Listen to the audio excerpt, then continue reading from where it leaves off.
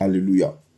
Il y a des gens qui se posent des questions. Pourquoi les portes ne s'ouvrent pas? Et pour que nous puissions réellement bien étudier, bien travailler, moi je veux que tu pries ce soir pour dire, Seigneur, si j'étais à la base des fermetures des portes, je veux réellement les forcer au nom de Jésus-Christ. Seigneur, si j'étais à la base des portes qui étaient réellement en train de se fermer autour de moi, si j'étais à la base de ce que les portes me résistaient, je prie que ces portes qui sont réellement, Père, en train de me résister comme des murs, qui sont en train de me résister comme, je vais dire, une personne qui ne veut pas que je puisse entrer en succès, je prie que ces portes soient détruites. Je prie que ces portes ne me résistent pas. Si réellement ces portes-là étaient constamment dans ma vie et autour de moi, à ce que je puisse pas rentrer dans une grâce quelconque, je prends autorité pour que ma parole vienne annuler, briser et détruire les fondations créées par mes erreurs. Et je déclare dans le nom de Jésus-Christ, toute chose qui était réellement fondée sur quelque chose que le diable prend pour m'accuser, je le proclame, c'est-à-dire vaincu, je le proclame détruit, et les portes qui me résistent ne pourront plus me résister au nom de Jésus-Christ de Nazareth. Pour vous, qu'est-ce qui peut faire que une porte peut réellement se fermer? Qu'est-ce qui fait que une porte peut réellement vous résister? Je nous dis que, comme il est écrit que dans le livre de Deutéronome, chapitre 6, qu'on a donné des restrictions, ils ont dit qu'il fallait qu'on observe vraiment, c'est-à-dire ces choses-là. Quand Moïse est revenu, il a donné ses directives à Israël pour que Israël soit éduqué. Alléluia. Donc c'est une éducation dans la loi qu'ils ont donnée.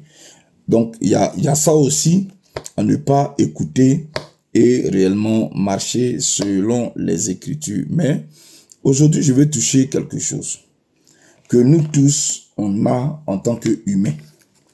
Et c'est vrai que quelquefois, le mot utilisé par le lecteur est un mot qu'on prend pour réellement maintenir quelqu'un.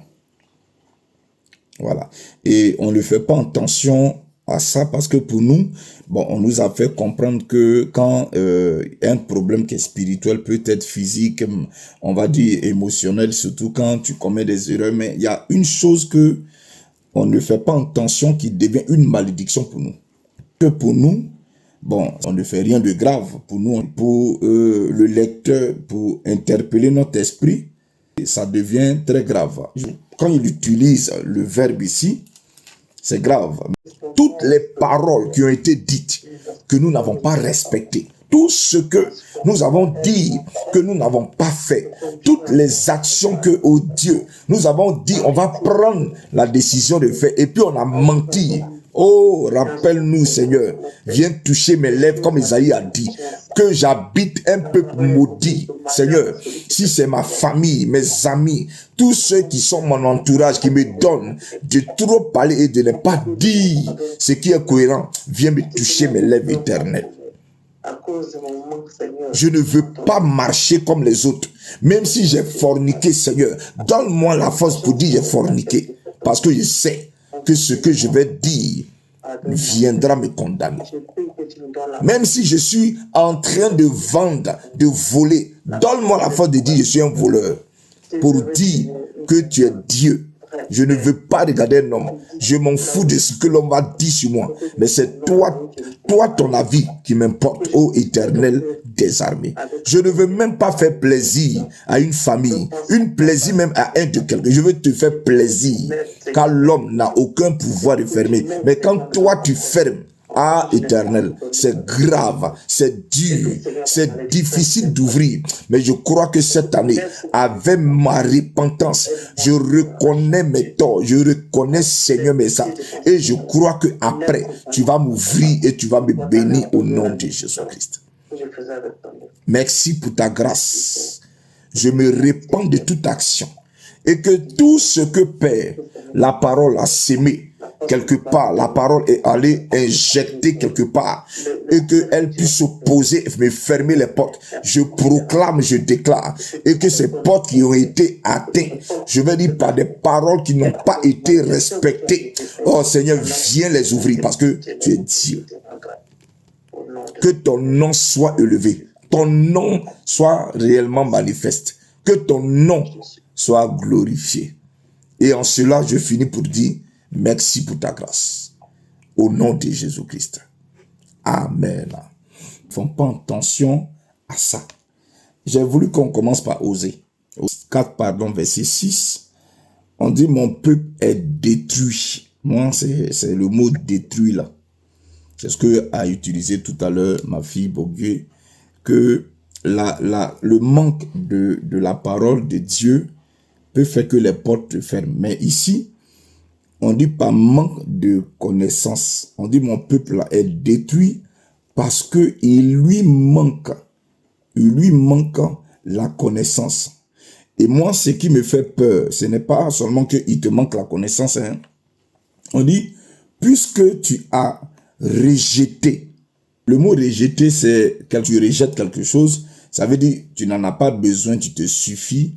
Toi, tu te dis, ce que tu as est plus important que ça. Puisque tu as oublié la loi de ton Dieu, j'oublierai tes enfants. Bon, j'ai voulu commencer par ça. Parce que vous voyez, sans s'en rendre compte, on a une certaine manière de mettre des gens en danger. Quelquefois, on se pose des questions, non, bon, comme on nous a dit, tout c'est sorcellerie, c'est magie, c'est sorcellerie. Bon, nous, tout ce qui nous concerne, nos malheurs, on ne se pose pas les bonnes questions. Les questions que nous nous posons, tout est basé sur la sorcellerie. Et dans ce qu'on a appris, on nous a dit que c'est les sorciers qui nous créent des problèmes, ou c'est les autels qui font que nous avons plein de problèmes dans nos vies et qui fait que les portes sont fermées. Mais moi, je viens de dire, puisque tu as oublié la loi de ton Dieu, j'oublierai aussi tes enfants. Vous voyez que on met nos enfants en danger. Mais pour ceux qui ont été connectés, vous allez voir que vos enfants, vous allez bien les protéger. Et que vos enfants auront une sécurité, une protection que d'autres ne pourront pas réellement expérimenter. Tu risques de mettre toi-même tes enfants dans des problèmes. Il y a des gens qui croient que tout est sorcier, magicien. Les gens, Dieu bénit. Et puis la bénédiction devient maintenant un problème. C'est-à-dire, elle change. Elle ne devient plus une grâce, mais ça devient un problème. Pourquoi? Qui a trouvé 2 Chroniques, chapitre 29, verset 11. Maintenant, mes fils, cessez d'être négligents, car vous avez été choisis par l'Éternel pour vous tenir à son service devant lui, pour être ses serviteurs et pour lui offrir des parfums. Ok. A touché un point, la négligence. La négligence. Il y a des gens qui ont cette maladie-là. Et eux-mêmes, ils mettent leurs enfants, leur famille dans des problèmes. Pour s'engager dans quelque chose, il faut bien réfléchir. S'engager, prendre des responsabilités quelque part, que ça soit dans un service, et même je vais dire signer un contrat, il faut d'abord faire la part des choses. Il faut d'abord vérifier tout pour que tu ne négliges pas les décisions que toi-même tu as pas prises.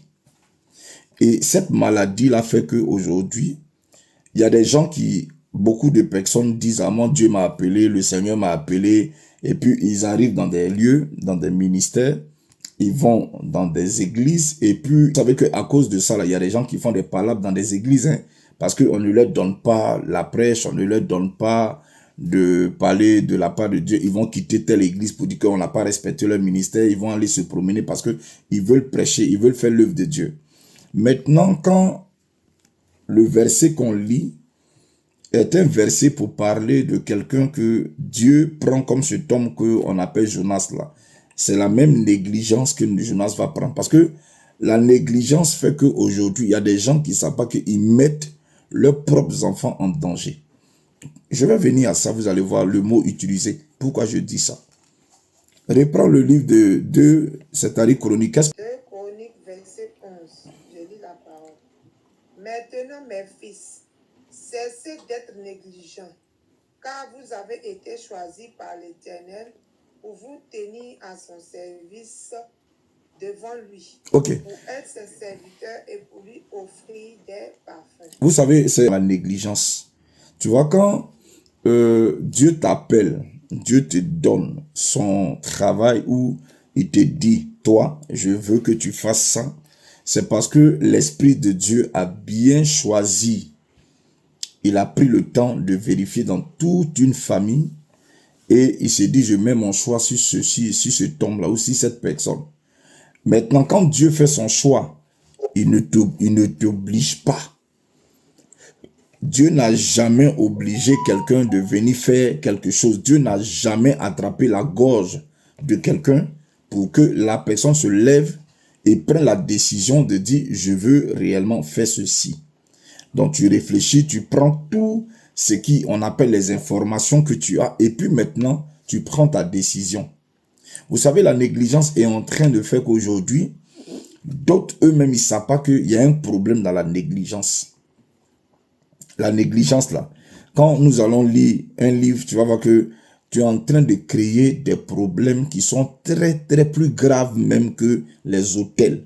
Tels que vous venez présenter aux hommes de Dieu. Ils ont le temps de faire vos délivrances, ils ont le temps de briser les liens, ils ont le temps de casser toutes sortes de choses. C'est que ça veut dire que ces autels-là n'ont pas d'efficacité. Mais on dit, quand Dieu lui ferme, il n'y a pas un pasteur sur cette terre qui peut changer, on va dire, le plan que Dieu a décidé. Donc vous voyez que quelque part, c'est vous-même qui faites qu'il y a des représailles sur vos propres vies. Matthieu chapitre 5, verset 37. Il y a d'autres qui ne réfléchissent pas parce que, bon, lui là c'est mon oncle, lui là c'est mon frère, lui là c'est mon ami, lui là parce qu'il est là. Bon, ils prennent des décisions. Pour eux, ils le font parce qu'ils se disent que je suis en train de le tromper, je suis en train de jouer lui, mais ils ne savent pas que eux-mêmes, ils sont en train de se mettre en danger. Ta parole. Que votre parole soit oui, non, non. Ce qu'on y ajoute vient du malin. Ok, vous voyez que celui que Dieu combat, c'est le malin. Celui que Dieu combat, c'est un esprit de malin. Quand Pierre s'approche de Jésus, Pierre ne menace pas Jésus. Pierre ne va pas menacer en même temps Jésus. Il va menacer l'esprit qui est derrière, qui veut emmener Jésus à ce que la chose ne s'accomplisse pas. Est-ce que quelqu'un m'écoute très bien? J'ai dit, il faut réfléchir avant de s'engager dans cette histoire de je vais travailler avec un pasteur, travailler avec une église. Il faut réfléchir, il faut faire ton planning, il faut voir tout ce que tu as fait avant de prendre une décision. Quand tu dis oui et que tu as pris la décision de dire oui, Dieu ne t'a pas forcé. Dieu n'a jamais mis couteau sur la gorge d'un homme pour le servir. Il t'appelle. Quand Dieu t'appelle, il te fait comprendre que tu es important pour lui. Il te fait comprendre que tu as de la valeur pour lui. Et quand maintenant tu as vu cette valeur que tu as, il te montre le chemin parce qu'il se dit en toi, il y a des choses qui veulent réellement utiliser comme Esaïe pour faire du bien à des frères, à des amis, à des gens qui en ont besoin. Et maintenant, quand tu prends conscience de la grâce, ou on va dire du ministère, de la chose importante qui est en toi, c'est toi-même qui prends la décision et tu dis, oui Seigneur, envoie-moi. Pour cela, quand Pierre voulait arrêter Jésus dans l'intention de ne pas entrer à Jérusalem, chose qui n'était pas réellement, on va dire, méchant, parce qu'il aimait Jésus, mais il avait négligé ce que Jésus lui avait dit auparavant. Jésus lui avait dit, il y a un temps viendra où le Fils de l'homme sera pris par les hommes, et ce temps-là, Dieu permettra qu'il soit crucifié. Mais comme Pierre était très négligent, il ne va pas écouter ce que Jésus dit, mais il va regarder, c'est-à-dire le côté amour de la chair. Mais la Bible dit quoi? Quand Pierre va dire à Jésus, ne va pas à Jérusalem car il cherche à te tuer, il va menacer Satan. Il ne va pas menacer qui? Pierre, il va menacer le diable. Ok, regardez ce que la Bible dit ici. On dit quoi? Que ton oui soit oui et que ton non soit non. que tout ce qui vient derrière là, c'est le diable qui t'anime. Vous voyez comment Satan, ou le Dieu vous voit, lui il voit que le diable veut arrêter son plan. Donc, il est dans l'obligation de te combattre. Amen. Dieu peut résister à des hommes parce qu'ils ne veulent pas respecter ce que eux-mêmes ils ont dit, les décisions qu'ils ont prises eux-mêmes sans que Dieu ne les force. Il y a des gens qui ont pris des décisions par eux-mêmes. Bon, je ne sais pas si c'est par émotion, vous les avez pris. Je ne sais pas si c'est par peut-être peur de telle personne ou de tel problème. Bon, et puis vous prenez des décisions, vous prenez des engagements et après, vous-même là, vous vous créez des problèmes. Parce que Dieu, quand tu donnes ton accord, lui, il respecte ton accord. Il donne aussi son accord. Maintenant, quand tu reviens, tu redis autre chose, lui ne te voit plus comme la personne qui était réellement la première personne. Mais il voit le diable. Donc, quand il te voit, lui, il attaque le diable. Il te résiste. Lui, il vient pour te résister parce qu'il se dit que tu avais dit oui et tu dis non encore. Donc, lui ne voit plus la première personne, il voit maintenant le diable. La négligence est capable de fermer l'accès à une porte à quelqu'un. Même au travail, si tu es négligent, on va te renvoyer. Au travail, si un directeur te donne des choses à faire, que tu es négligent, tu ne fais pas le travail immédiatement, il va te sanctionner. Travailler à un service, donc vous savez comment ça se passe. C'est pareil pour Dieu. Regardez ce que la Bible dit au niveau de Jérémie. Là, c'est encore plus grave. Jérémie 48, verset 10. Regardez ce qu'il dit. Il dit, maudit soit celui. Là, on ne met pas de nom. Amen. On ne met pas de nom, on ne dit pas le nom de quelqu'un. Mais quand on met celui, on sait qu'on parle d'une tierce personne. Une personne qui a pris un engagement devant quelqu'un. On dit, maudit soit celui, avec négligence, l'œuvre de l'Éternel. Maudit soit celui qui éloigne son épée du carnage. Bon, c'est un livre qui peut nous rappeler où on dit, si tu mets ta main à la charrue, que on dit tu regardes en arrière, on dit tu n'es pas digne d'être enfant de Dieu. Mais ici, on prend une épée, on prend un guerrier, on prend quelqu'un, comme on va parler un peu des frères de David, et qu'ils étaient en guerre malgré la peur, à cause de la peur. Ils n'ont pas voulu aller au combat. Mais David, quand lui il est arrivé, il allait au front. Et malédiction signifie un homme qu'on maintient dans les ténèbres jusqu'à ce que la mort arrive. C'est un homme qu'on maintient, ou on va dire un homme enchaîné. Vous voyez que de la même manière, on dit les autels de nos parents nous enchaînent. Les autels de nos parents viennent pour que nous soyons prisonniers jusqu'à ce que nous soyons détruits, nous soyons tués là. C'est la même définition que la malédiction veut dire. On dit maudit, c'est maintenir quelqu'un dans les ténèbres jusqu'à ce que la mort arrive. Un esprit qui t'a dit que tu es maudit. Mais on dit, c'est Jérémie qui est prophète, qui prononce ces paroles-là pour dire ceux qui font l'œuvre du Seigneur avec négligence. Moi, je pense que quand il s'agit du travail des hommes, on n'est pas négligent. Tout à l'heure, un panel d'un directeur de société, un chef d'entreprise qui avait embauché la plupart de ces personnes, ben c'était la préfecture. La préfecture qui voulait que quelqu'un puisse aller chercher ses papiers et qu'on lui donnait un mail ou on l'appelait même à n'importe. Il allait se lever à 4, 5, 6 heures du matin. Il n'allait pas négliger ce jour-là. Même ce jour-là même, il n'allait pas dormir parce qu'il sait que c'est important pour lui. Mais la Bible dit, on dit maudit soit celui qui fait l'œuvre du Seigneur. Alléluia. L'œuvre de l'Éternel avec négligence. La négligence remet à ce qu'on peut faire aujourd'hui à demain. Personne qui sait qu'il a les capacités de le faire, mais il le remet ce qu'il peut faire aujourd'hui à demain. Posons-nous les bonnes questions. Est-ce que l'œuvre de Dieu peut être une malédiction pour nous? Est-ce que l'œuvre de Dieu peut nous amener à pouvoir être frappés de mort? ou bien l'œuvre de Dieu peut être pour nous un moyen que Dieu peut prendre pour nous fermer la plupart d'accès à toutes les bénédictions. Oui. Pourquoi oui? Oui, parce que si, comme tu l'as tout à l'heure, si par exemple on a dit oui, on s'est engagé et on compte sur nous, Dieu compte sur nous et après on ne fait pas l'œuvre, je ne pense pas que ça lui pèse forcément. Donc il peut s'énerver contre nous, oui. Amen. Par rapport à ça. Amen. Donc tu es béni parce que la décision n'est pas une décision forcée, c'est une réfléchie. Tu as pris la décision de mûrir ce que tu as en tant qu'un homme mature. C'est comme le baptême, hein?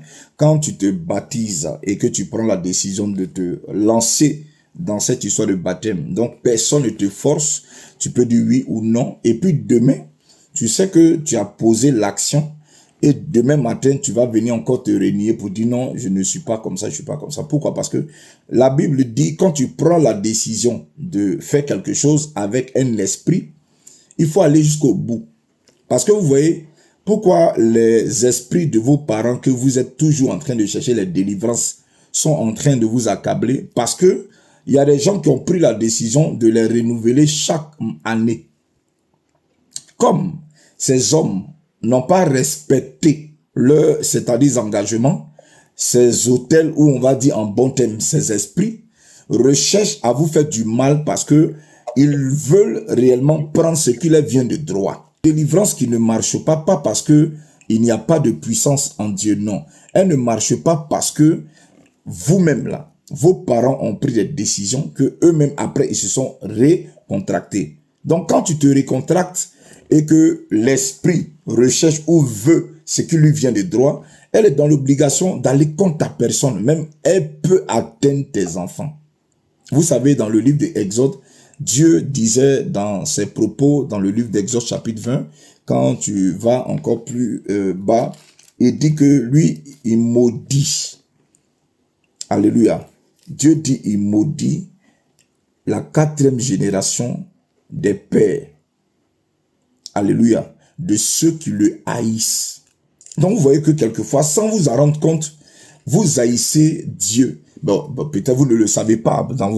Peut-être pour vous haïr quelqu'un, c'est détester la personne. Mais négliger une personne, ça fait mal. Tu es une fois négligé dans sa vie. Et puis elle n'a pas été, on va dire, vexée. C'est pour cela que je dis que dans cette église, il y a des gens qu'on doit écarter cette année parce que ils négligent leurs engagements. Aujourd'hui, on n'est plus dans les émotions. Il faut qu'on arrive à écarter plusieurs pour qu'on évolue. Si on ne les écarte pas, on ne pourra pas avancer parce que ces personnes sont là quand ils ont peut-être quelque chose qu'ils veulent obtenir. Mais ils négligent quand ils sont bénis, quand ils reçoivent les grâces qu'il faut, qui leur sont tombées dans les mains. Vous voyez leur vrai visage, vous voyez réellement qu'ils négligent ce que toi tu respectes. Parce qu'aujourd'hui, ils ont ce qu'il faut pour réellement être, on va dire, stable. Que Dieu ferme les portes à beaucoup. Il y a des gens qui ils ont été bénis, hein. Ils ont eu la grâce, mais la grâce est devenue après un problème. Pourquoi? Parce que leur parole là, est vivante. Ils ne savent pas ça. Ils ne savent pas que le diable, là, quand il va vers Dieu dans le livre de Job, c'est la même parole qu'il va prendre pour convaincre Dieu. Et dans Matthieu 4, c'est la même parole. Ton oui là, il va dire le gars là, il a dit à Job, il dit que Job là, il te sert, c'est-à-dire avec désintéressement. Le mot négligence là, c'est désintéresser à quelqu'un, non? Donc, on dit c'est une malédiction. Au lieu de briser les malédictions de tes parents, là, faut commencer par ça, là. Vous qui allez pour faire vos délivrances chez les pasteurs, là, dites-leur, il n'a qu'à commencer par ça. Parce que quand Dieu lui ferme, il n'y a pas quelqu'un qui peut ouvrir. Là, donc, Dieu est plus dangereux que les hôtels de vos parents. Ferme, personne ne peut ouvrir. Quand lui ouvre, il n'y a pas un homme sur terre qui peut réellement s'opposer. Mais quand les hôtels s'opposent, lui, il a la capacité de dire à ces hôtels de lâcher prise. Donc, si quelqu'un doit réellement passer en délivrance chez un homme de Dieu, il doit passer en délivrance plus parce qu'il a négligé Dieu. La négligence est une malédiction.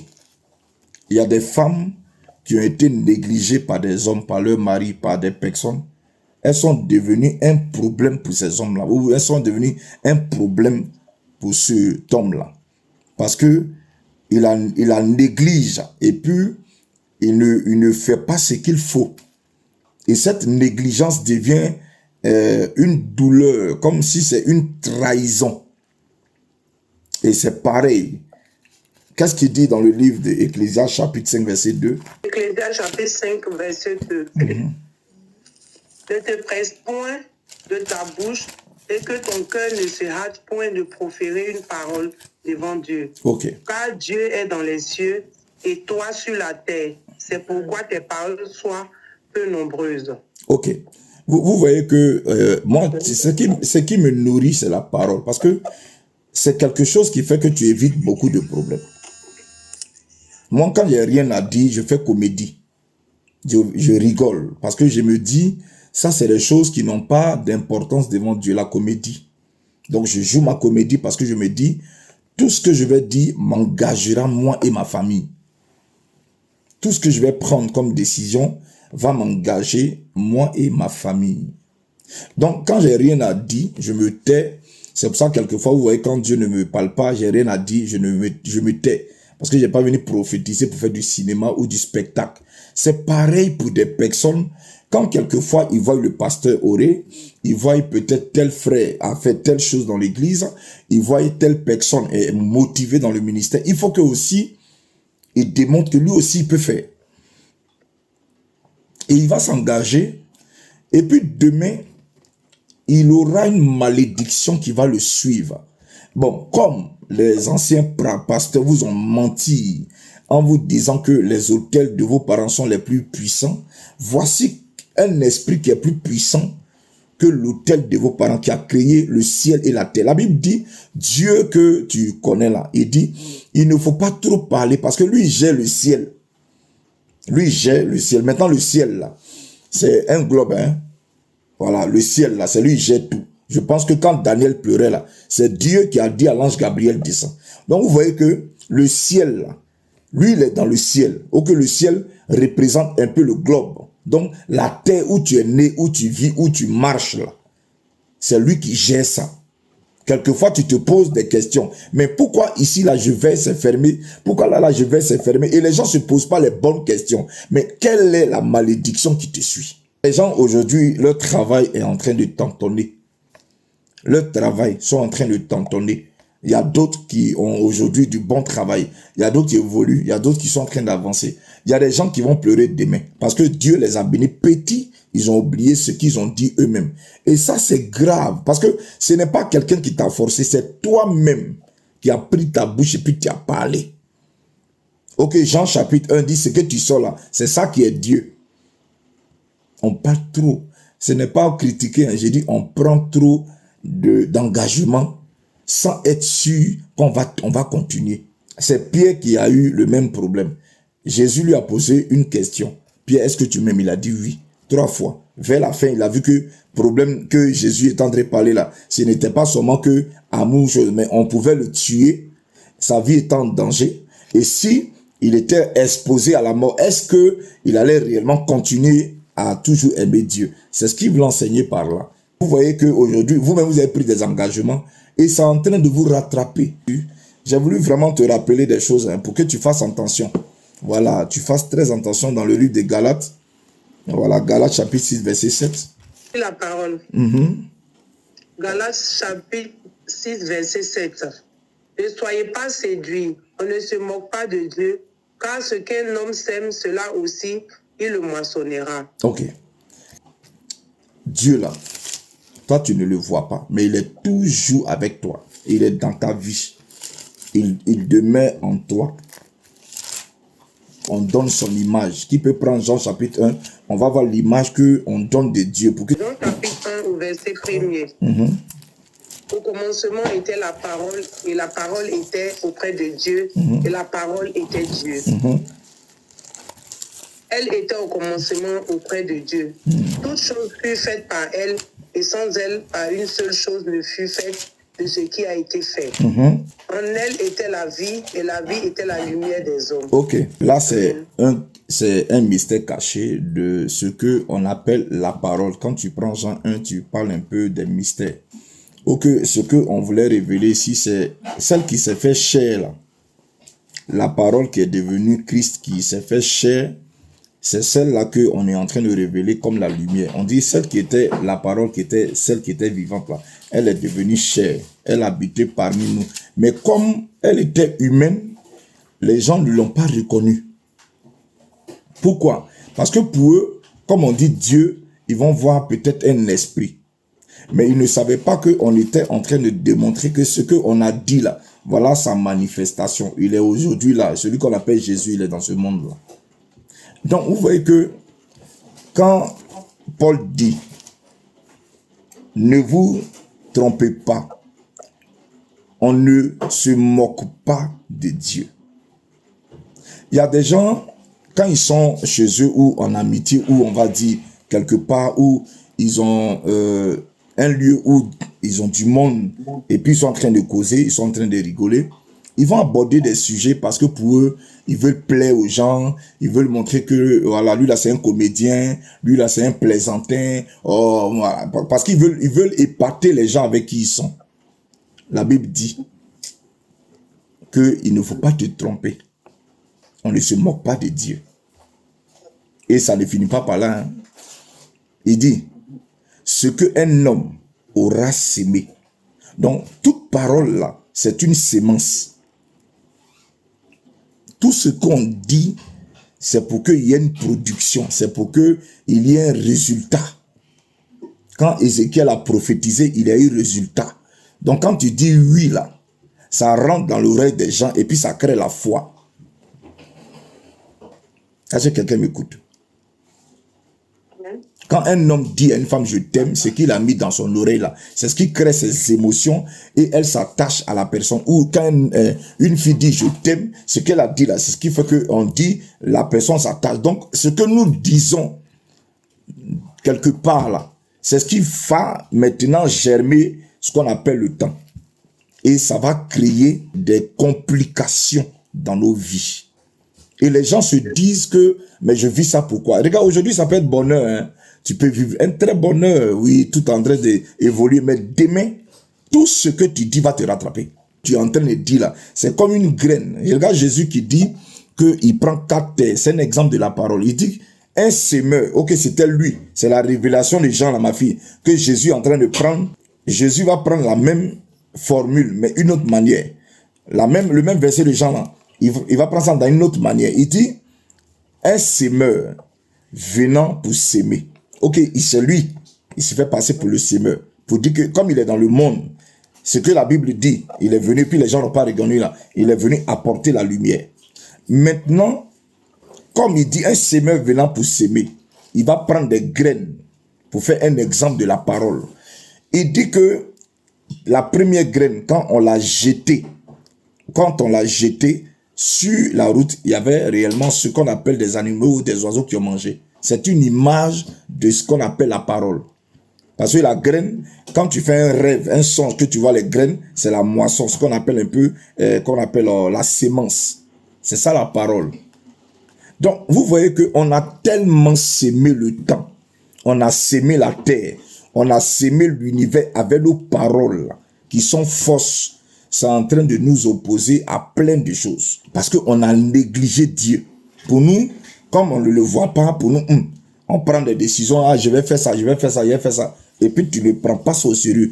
Et demain, tu négliges. Après demain, tu négliges. Tu sais bien que tu as pris une décision, mais tu négliges. On dit, maudit soit celui. On prend le verbe être au présent de l'indicatif. Celui qui quoi? Qui néglige l'œuvre, comme on met l'œuvre même, pour nous montrer que ce n'est pas quelqu'un qui a inventé, hein.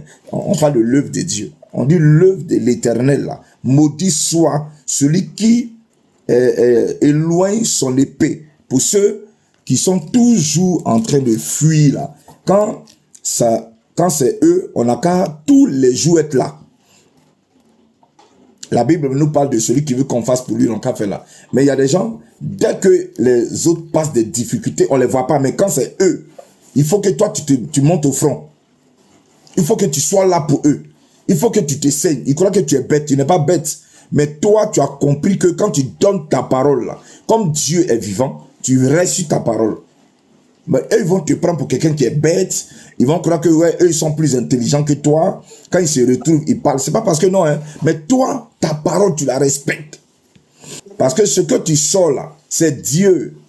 Ça va demain te rattraper. Et ça ferme les portes à beaucoup. Les gens croient que c'est sorcellerie. Tout n'est pas démon ni sorcellerie. On n'a qu'à revoir. On a pris des décisions quelque part que nous n'avons pas respectées.